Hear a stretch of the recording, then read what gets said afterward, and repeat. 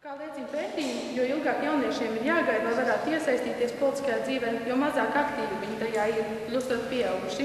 Nacionālais jaunatnes konsuls uzskata, ka ja 16 vai 17 gadus vecs jaunietis var pamest skolu, meklēt sev darbu, maksāt nodokļus un kaut vai iestāties armijā, tad nav nekāda iemesla, kāpēc viņš nedrīkstētu balsot un izteikt savu domu.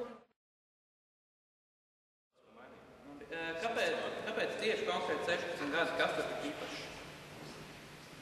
Kāpēc nevar bērndārznieks? Jo pēc jūsu otrā argumenta var secināt, ka jebkurš var iet vēlēt, jebkurš bērns var iet vēlēt, jo bērniem redzēt nav tiesības. Nu, tā gluži nav.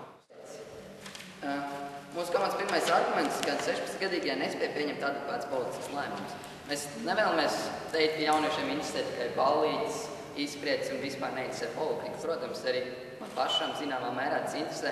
Un noteikti šie jauniešu saimē pierādījums, ka ir jaunieši, kas interesējas par politiku. Taču vai visi 16-gadīgie jaunieši ir spējīgi vēl lemt visas valsts likteni? Tie, kas vislabāk zina, vai viņi ir gatavi vēlēt vai nē, ir paši jaunieši Latvijā. Un es vēlos citēt jauniešu saimes spriedumu 3. jūnijā.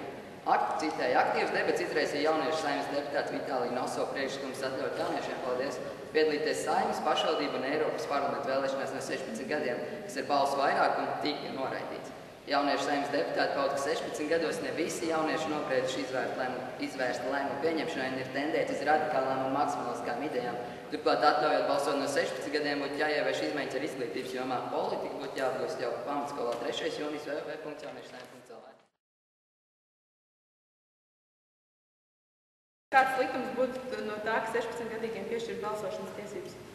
Sliktums. Jā. Pirmkārt, šīs radikālās idejas.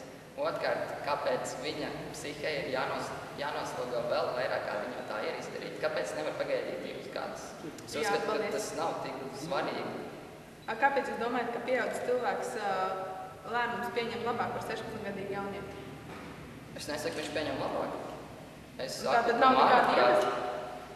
Apšaubīt to, ka jaunietis pieņems tikpat pareizs lēmums kā pieaudzis cilvēks. Jūs teicāt labāk, nevis pareizāks. Pieaudzis cilvēks labāk var izsvērt visas idejas. Jaunietis balsos, viņš ir pārliecināts, ka viņa viedoklis ir labākais. Vai tu tā nedomā arī pieaudzis cilvēks?